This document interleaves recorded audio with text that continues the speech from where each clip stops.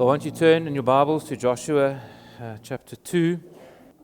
Yeah, we all love a good story, and particularly a story with a good twist, where toward the end, we've all seen movies like that. There's an unexpected event that altogether changes the final outcome of things.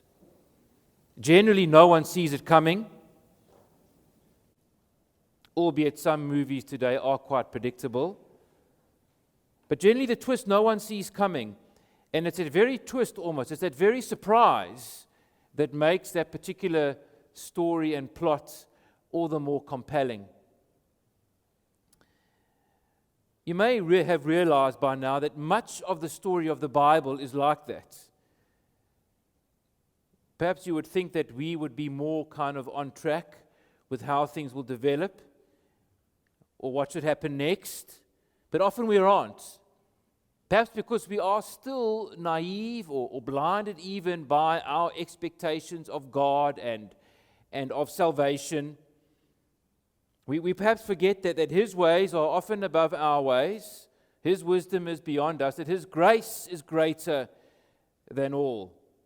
And so in many ways, as you read through the Bible, it is true that God seems to keep doing things that surprise us, that we might even say are out of character. Of course, they are not. It's we who are out of sync with God and His unbelievable ways. And so today we come to Joshua 2, and we find ourselves in the intriguing story of Rahab, which again for us is case in point of what I've been saying. You know, the story of Rahab, if ever, is a story of surprises and the unexpected from beginning to end. So we're going to read Joshua chapter 2. It is 24 verses. So I encourage you to have your Bibles open as we read God's Word together, and keep it open as we follow this narrative and seek to hear what God is teaching us through Joshua 2. So, and Joshua the son of Nun sent 2 men secretly from Shittim as spies, saying, "Go and view the land, especially Jericho." And so they went and came into the house of a prostitute whose name was Rahab, and lodged there. And it was told to the king of Jericho, "Behold, men of Israel have come here tonight to search out the land." So then the king of Jericho sent to Rahab, saying, "Bring out the men who have come to you, who entered your house, for they have come to search out all the land." But the woman had taken the 2 men and hidden them. And she said, "True, the men came to me, but I did not know where they were from. And when the gate was about to be closed at dark, the men went out, and I do not know where the men went. So pursue them quickly, for you will overtake them." However, she had brought them up to the roof and hid them with the stalks of flax that she had laid in order on the roof. And so the men pursued after the spies on their way to the Jordan as far as the fords. And the gate was shut as soon as the pursuers had gone out. Before the men lay down, Rahab came up to them on the roof and said to the men, "I know that the Lord has given you the land, and that the fear of you has fallen upon us, and that all the inhabitants of the land melt away before you. We have heard how the Lord dried up the water of the Red Sea before you when you came out of Egypt, and what you did to the 2 kings of the Amorites who were beyond the Jordan, to Sihon and Og, whom you devoted to destruction. And as soon as we heard it, our hearts melted, and there was no spirit left in any man because of you. For the Lord your God is the God in the heavens above and on the earth beneath. Now then, Please swear to me by the Lord that as I have dealt kindly with you, you also will deal kindly with my father's house, and give me a sure sign that you will save alive my father and mother, my brothers and sisters, and all who belong to them, and deliver our lives from death." And the men said to her, "Our life for yours, even death. If you do not tell this business of ours, then when the Lord gives us the land, we will deal kindly and faithfully with you." Then she let them down by a rope through the window, for her house was built into the city wall, so that she lived in the wall. And she said to them, "Go into the hills, or the pursuers will encounter you, and hide there 3 days until the pursuers have returned. Then afterward you may go your way." The men said to her, "We will be guiltless with respect to this oath of yours that you have made us swear. Behold, when we come into the land, you shall tie the scarlet cord in the window through which you let us down, and you shall gather together in your house your father, your mother, your brothers, and all your father's household. Then, if anyone goes out of the doors of your house and into the street, his blood shall be on his own head, and we shall be guiltless. But if a hand is laid on anyone who is with you in the house, his blood shall be on our head. But if you tell this business of ours, then we shall be guiltless with respect to your oath that you have made us swear." And she said, "According to your words, so be it." And then she sent them away, and they departed, and she tied the scarlet cord in the window. Well, they departed and went into the hills, and remained there 3 days, until the pursuers returned. And the pursuers searched all along the way, and found nothing. Then the 2 men returned. They came down from the hills and passed over and came to Joshua the son of Nun. And they told him all that had happened to them. And they said to Joshua, "Truly, the Lord has given all the land into our hands. And also, all the inhabitants of the land melt away because of us." Well, that wasn't so bad. That was a wonderful story to follow and to read. And you may have noticed as we read through that story the number of what I began with surprises that we encounter. And so, as we begin to appreciate this passage and its meaning for us, we need to go through and unpack the significance of what's happening here by looking at these surprises as we come across them. So, of course, we know that Joshua and the people of Israel are now on the edge of the promised land, second time round, planning to enter and take the land which God said He would give them. Chapter 1 saw how God encouraged the people, how He caused them, Joshua and the tribes and the men, to stand true, to be men of courage and men of faith. And so chapter 1 ends with everyone ready to take the land. And so now Joshua wisely sends out 2 spies into the land to see exactly what they're going to be facing. Not least of all, what is known of the notorious city fortress of Jericho.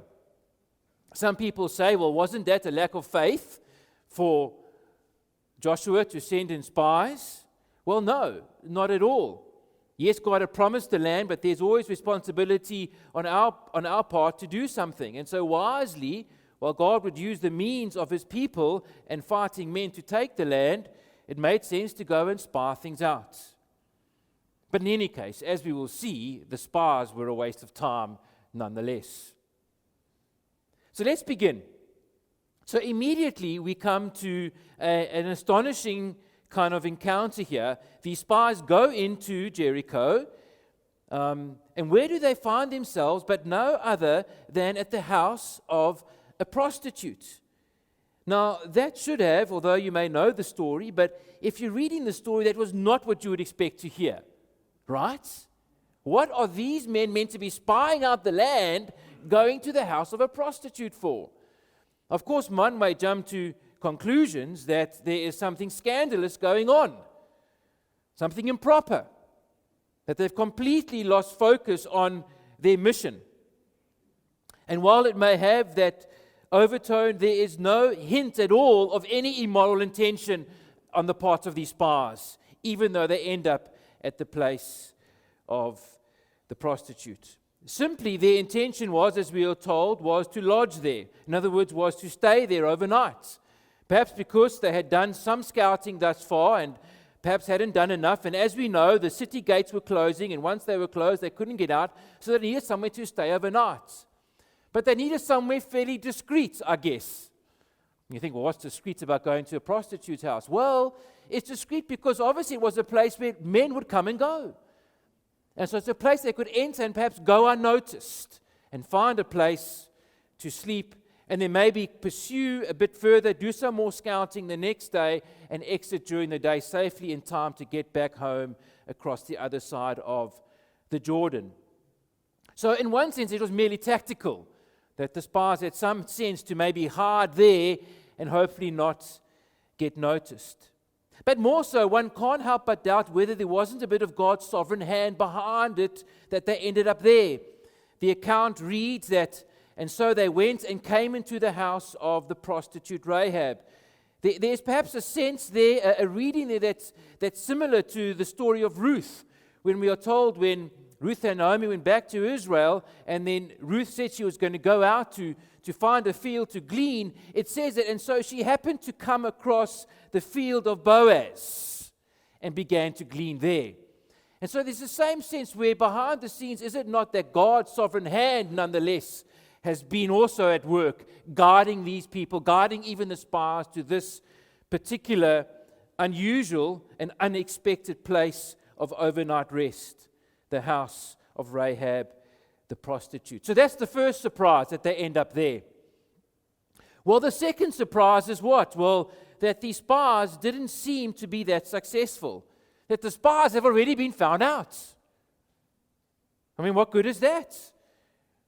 We are told from verse 3 that, and verse 2 that men went to the king of Jericho and said, "They're spies from Israel. They're here scouting around. They're here searching out the land." And in fact, they even knew, despite maybe their efforts to be discreet, that they were staying overnight at Rahab's place. And so men were sent to Rahab's house to inquire about this. But one has the sense as you read through the story, well, gosh, it's over before it started. The spies have been found out. The whole mission is a failure. What a waste.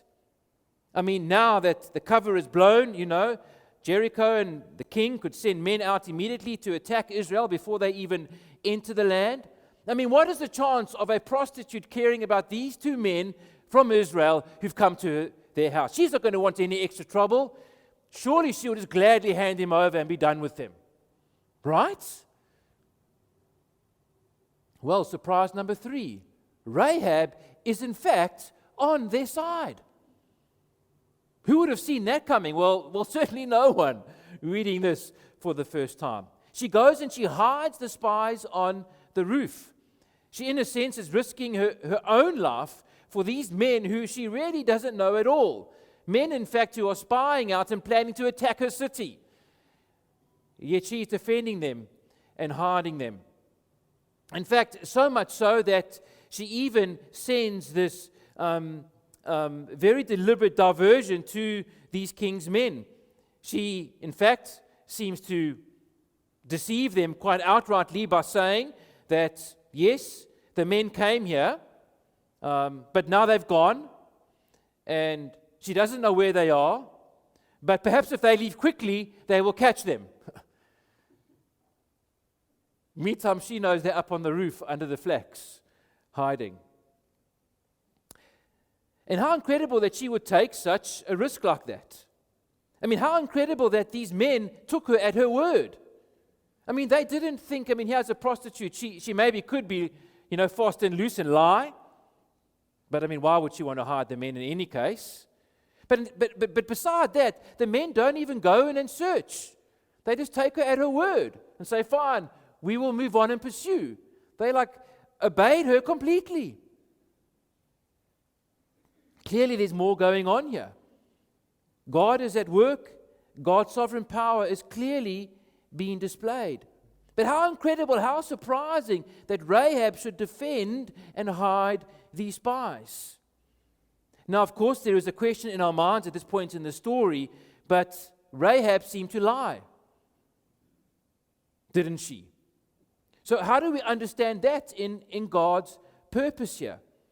There was deliberate intent to deceive and mislead these men of Jericho. And besides, doesn't that show a lack of faith on her part to not believe that somehow, if she said to the men, come in and search, that they wouldn't find the spies or whatever? Well, what is interesting is, for one, as you read the account, what do you notice? That the writer of the account doesn't make a fuss about it. He just moves through it. He doesn't draw our attention to it as if it was right or wrong. He just takes it as part of what happened in the story of Rahab. So we've got to consider that before we sort of make too much of what went down here. I think secondly, we need to consider that when Rahab is mentioned again, particularly in the New Testament, twice she is in fact commended for her faith, and the act that she's commended for, by which she demonstrated her faith, was what? The hiding of the spies. So in a way, the New Testament doesn't seem to cast any disparaging light upon this incident directly. Doesn't seem to highlight the fact that, oh, maybe she lied. No. The fact is, what stands out is that she's demonstrated faith.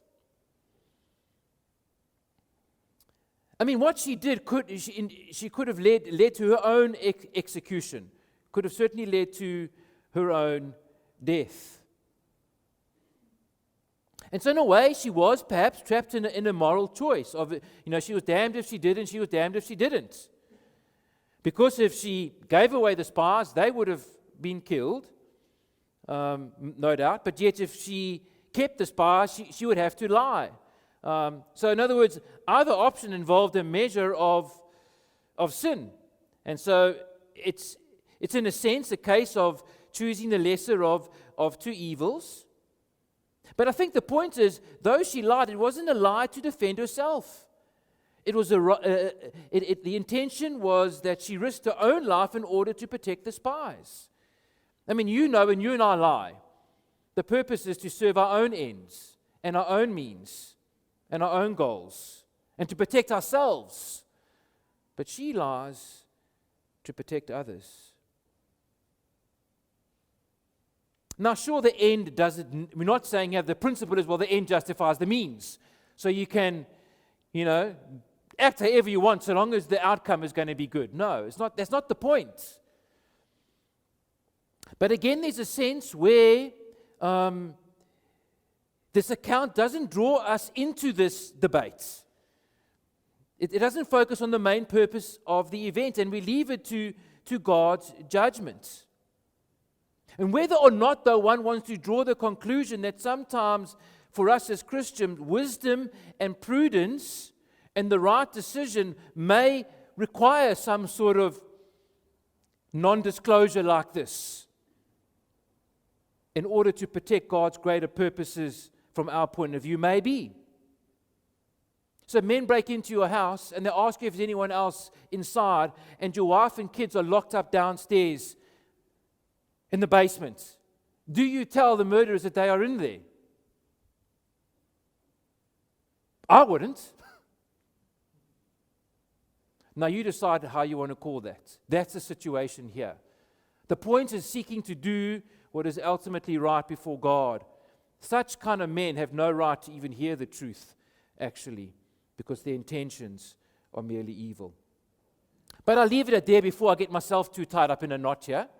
The point being is that God's sovereignty must prevail, and in spite of the failures and weaknesses of man, namely we see here the spies' incompetence on one hand and Rahab's deception on the other, all of it still accomplishes God's purposes. And that's the point.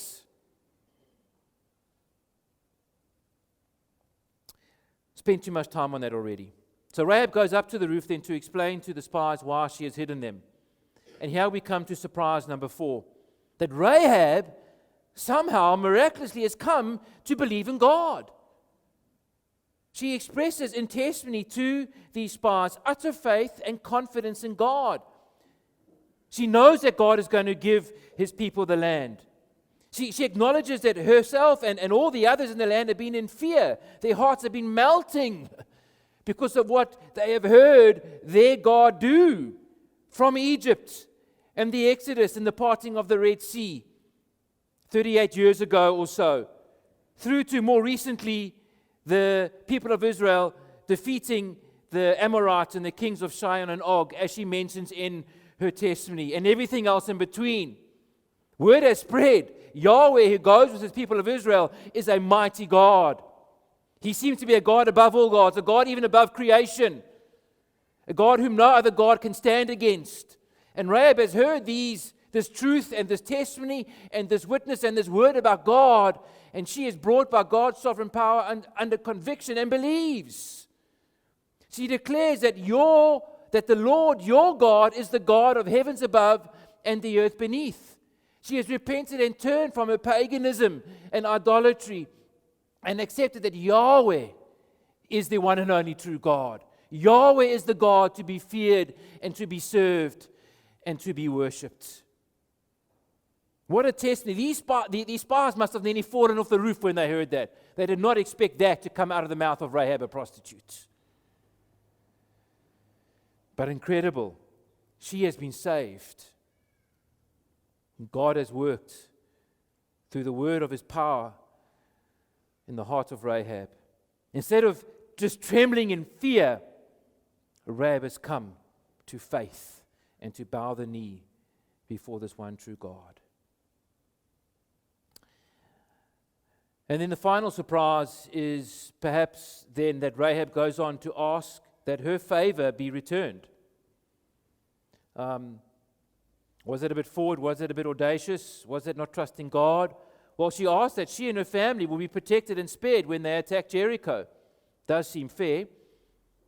The men, interestingly, respond and are completely committed to do so. I mean, even though she is a complete stranger, they agree to even say that our life for yours, even to death. That suddenly now they recognize, I guess at least, that she is one of them, a God-fearer, a God-follower, a believer, one of God's children. And so they're willing to embrace her as one of their own, and they're willing to lay down their lives for her. That should anything happen that should breach their agreement, then they will stand and the blood will be on their head. Incredible that somehow they swear so completely to do and to spare Rahab in the way that she asks. But of course there's a condition, so long as she doesn't sell them out, and so long as all her family remain with her in the house together when they come to attack Jericho. And there's a tight agreement between them, and it's repeated before twice, initially, and then as they're about to escape out the window. And so much time is given in this account to affirm this commitment that they will look out for one another. Rahab won't split on the spies, and the spies will be sure to protect and to rescue them when they attack. And so then she lets them out of the window via a rope down the city wall and tells them to flee into the hills and stay there 3 days, for there it will be safe. She even gives them what they need. She continues to look after them to ensure that they won't be found. In the hills where there were caves and place to hide, and unlikely that the pursuers would have gone there. And so that's exactly what happens. 3 days later, they return safely to Joshua and the rest of the Israelites. And the report back of the spies is, of course, a complete contrast to the previous time that the 12 spies went into the land and failed to come back, apart from Joshua and Caleb back then, with a positive report. But these spies are unanimously convinced, and they said to Joshua, "Truly the Lord has given all the land into our hands, and also all the inhabitants of the land melt away because of it." They couldn't but realize how God had worked sovereignly, not least of all in the life of Rahab, in protecting them, in providing for them, in hearing Rahab's faith, in hearing the testimony of Rahab of the fear of the land. How could they not but be convinced that God will give it into the land? So despite the spies completely failing to themselves to any decent reconnaissance, God worked. And their mission was nonetheless successful. And they came out strong and courageous. Meantime, the people of Jericho were fearing and trembling. So what's the point of all of this and all of these surprises? Well, the one thing is clear that runs through this is the reality of God's salvation. It confirms that God will surely keep His promise, giving Israel the land and save His people. That at the broadest of levels, this account highlights again God's sovereignty and God's faithfulness to His covenants. That He will give the land as He had promised. More so that it is Him who therefore will ultimately, in providing the land, the spies couldn't do it, no one could do it ultimately. That He had to use, as we're going to see, an unexpected means like Rahab to accomplish His purposes, shows that God is the one who's going to save. God is the one who's going to deliver. It's not the people who will conquer the land, even though they will fight for it. It is God who will save them from their enemies and give them rest. No one else can do that. That's again and again and again what we see. And so, right from the start, what we've got to get, what even Rahab, apart from just about every other chapter in the Bible, Rahab brings it especially vivid and makes it especially clear for us, is that salvation is ultimately from God. Salvation is God's initiative. It is God's work. It is His grace and His power, not ours. And so therefore, the only way we can be saved is to trust God to save us. It's the only hope we have.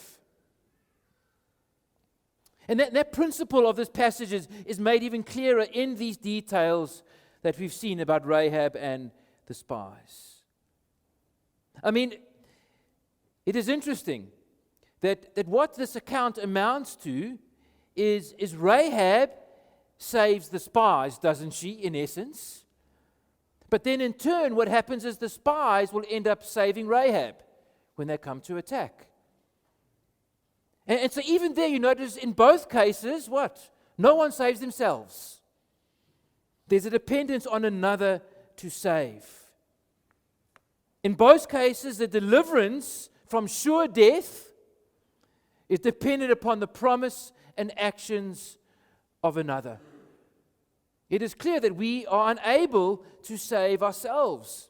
And surely even in that, there's an echo, there's a point to how ultimately our salvation through God would come because of His promise of eternal life through the work of Jesus Christ on our behalf. That it's always this point of we're going to need a Savior outside of ourselves to rescue us. And Jesus is ultimately that Savior. I mean, that's the point. That's the underlying thrust of the Old Testament, isn't it? If you read the Old Testament and don't get this, well then you're blind. Because the point of the Old Testament is to say that we cannot save ourselves. And how many have grown up in churches thinking that the Bible is about obeying the law and obeying the 10 Commandments and coming to church to keep yourself good enough to get into heaven? That is an anti-gospel. That is not the gospel. That, in fact, is the complete opposite of what the message of the Old Testament is. Is that you can't be good enough. You can't save yourself. So stop trying. God's going to have to save you. And He says it again and again and again. More than this, that God uses Rahab to save the spies shows that He clearly saves through means we do not expect. For one, Rahab is a Gentile. So here you've got a Gentile saving the Jews. But she's a prostitute and she's a woman. I mean, that's even more scandalous. I mean, you couldn't get a more unlikely hero in the Jewish context. No Jew reading this would have thought that Rahab would have saved the day.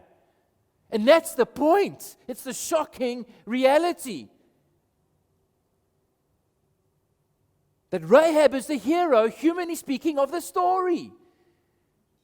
That's got to knock you off your seats. No one saw that coming. And that's the point. She is the one who is incredibly strong and courageous here. Willing to risk her own life for these men she doesn't know as she confronts the king's men and misleads them. But she trusts and she obeys God. I mean, whoever thought that there would have been a news headline that prostitute saves the day? But such courage and such resourcefulness she knows. What a surprising and even scandalous way for God to save his people. I mean, so much was resting on this. I mean, if Rahab wasn't there, if she didn't do what she did, if the spies got fully exposed and caught, the whole mission, the whole entry of the land would have kind of stopped before it started, in a way. If you think about that.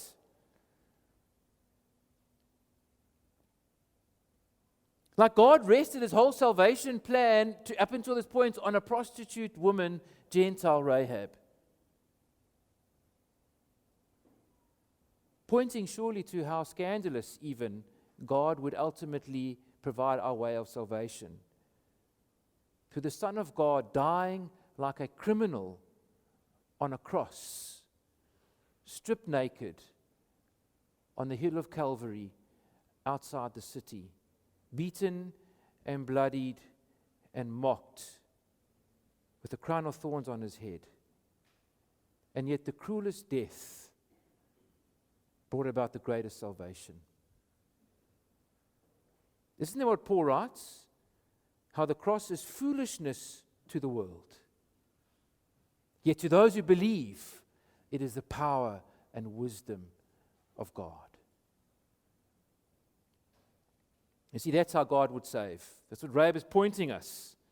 That he uses incredibly so the least of means for the greatest of ends. The death of the Son of God would be the means to bring life to millions of people one day.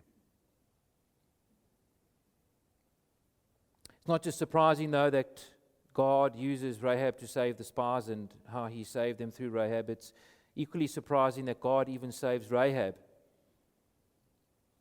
We don't know exactly when Rahab came to faith, but her testimony makes clear that she came to trust in Yahweh, in their God. Her actions of risking her life, hiding the spies, etc. show that. But God had granted her faith upon hearing the mighty works of the Lord among the people of Israel. And later on, we know in Joshua 6, when they did attack Jericho, God would spare her life and her family. When it fell, they were saved. I mean, think about it. What is so remarkable that before any of the land was conquered, before any of the Canaanites were destroyed, here is the story of a Canaanite who is saved. Now that's remarkable. That before killing a single Canaanite in the land, God has saved one, namely Rahab. What a picture of what? What a picture of grace.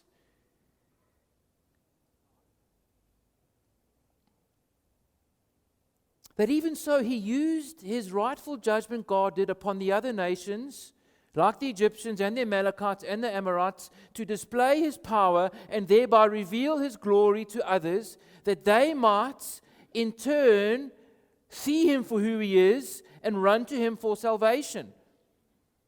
That God used his acts of judgment as well as an opportunity for mercy, which is what it was for Rahab, which is how she was saved. Again, what grace.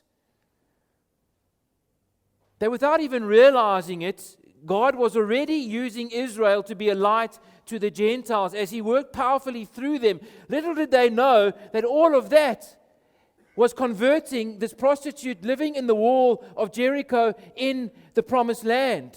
And that all the while they were marching and disobeying and wandering and dying out in the desert, God is saving Rahab and fulfilling his promise to Abraham that he would be a blessing to all the nations of the earth as Rahab is saved.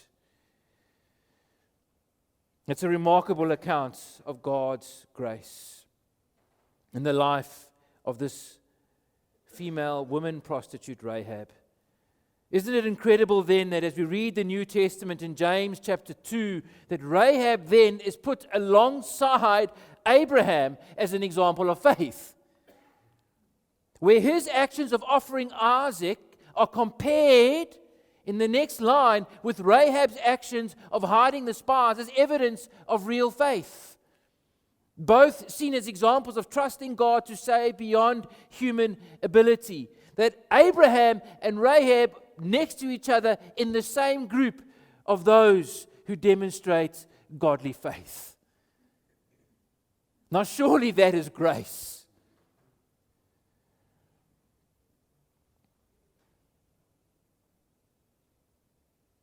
Surely the example of Rahab more so shows us that being a woman and being a prostitute, being a Gentile in Canaan, in this fortified city of Jericho, surrounded by polytheism and idolatry,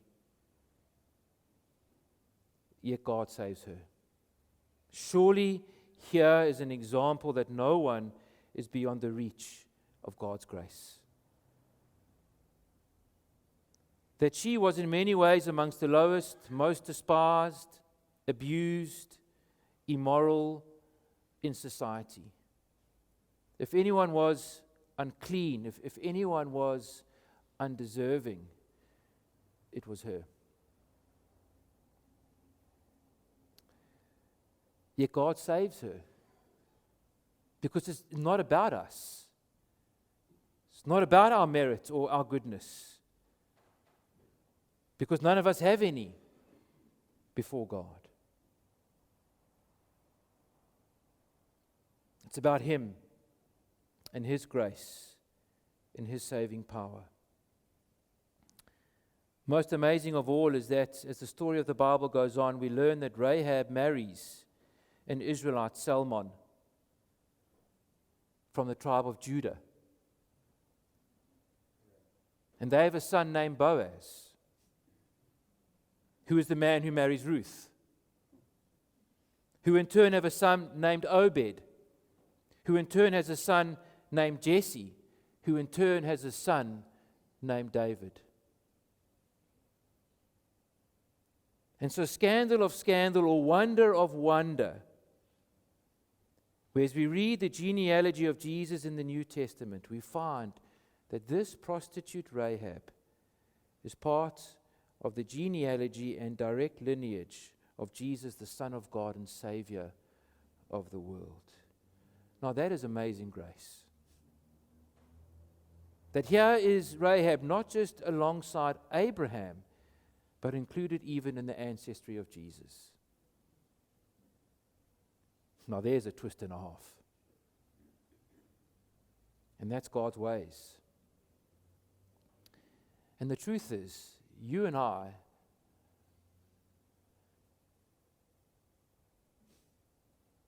are just like this heathen harlot, actually.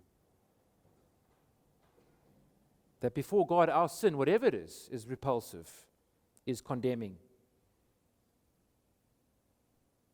That we are under His righteous wrath and judgment. And therefore, for us, equally so, it is only by grace, only through God's kindness and compassion and mercy. And so maybe you need to hear this today, that if you are here hiding from God because of what you have done, thinking your guilt is too great, your sin too defiling, you need to know this, that no one surely is beyond the reach of God's grace. That if Rahab the prostitute, living within the fortified walls of Jericho, is saved, no one, no heart is too hard, no heart is too dark, no life is so impervious that God's grace cannot break into it with His transforming power.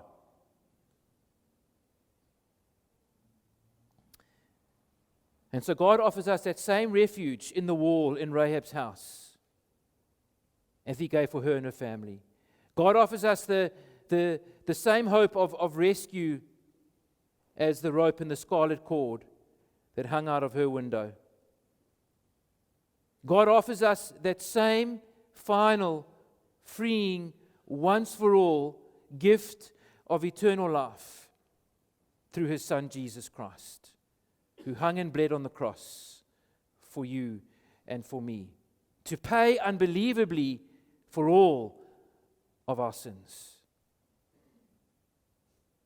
Now that should be, for you and for me today, the most surprising thing of all.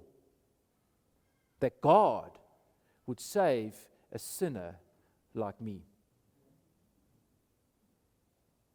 and you. Sure, and that's the good news of the gospel, you see? That's the story of Rahab, and that's the story of the Bible. I pray this morning,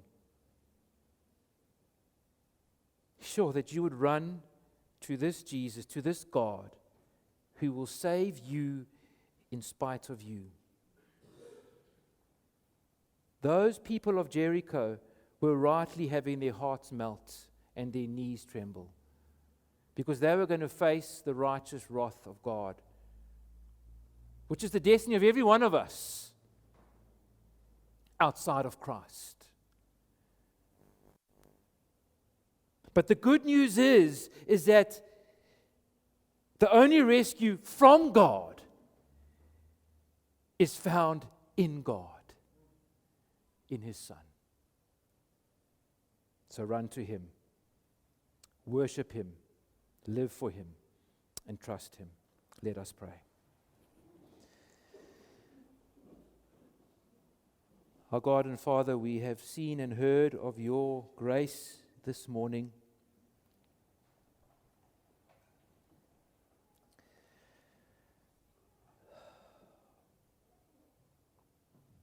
This grace which is the sweetest sound in the sinner's ear. So Lord, won't you, like you did with Rahab, from the hearing of your word, through the hearing of your word this morning, bring such faith to the hearts of those here, young or old. Remind us, O God, those who are yours this morning, of this incredible joy, of this incredible wonder of your grace. That our hearts will be filled with again such joy, overflow with such thankfulness. Now, who is like you, O God, who saves the sinner? But how we thank you that you have done that in Jesus, His death, His resurrection, His life for us.